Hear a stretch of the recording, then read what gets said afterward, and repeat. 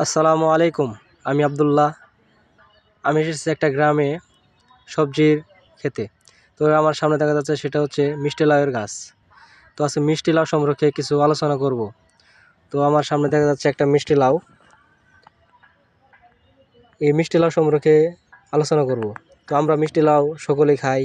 তো মিষ্টি লাউ কী রোগের কাজ করবে সে সম্পর্কে কিছু আলোচনা করব।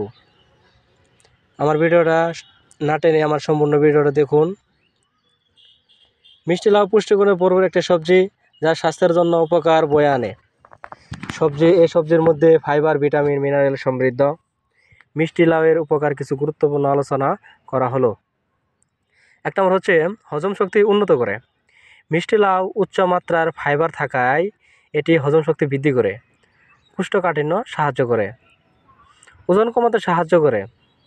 এটি ক্যালোরি ফ্যাটমুক্ত, যার কারণে ওজন কমাতে সাহায্য করে।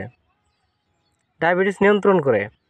মিষ্টি লাউয়ের গ্লাইসেমিক ইন্ডেক্স কম হয়, এটি রক্তের শর্করার পরিমাণ নিয়ন্ত্রণ রাখতে সাহায্য করে। অনিদ্রা দূর করতে সাহায্য করে। মিষ্টি লাউয়ের থাকা প্রাকৃতিক উপাদান মনকে শান্ত রাখতে সাহায্য করে, যা ঘুমের সমস্যা দূর করে থাকে। কিডনি সুস্থ রাখে। মিষ্টি লাউ ডায়োরেটিক প্রাকৃতিক মূত্রবর্ধক হিসাবে কাজ করে, যা কিডনি, মূত্রাশয়ের ও সংক্রমণ প্রতিরোধ সাহায্য করে। তো আমার ভিডিওটা ভালো লেগে থাকলে লাইক, কমেন্ট, সাবস্ক্রাইব করুন।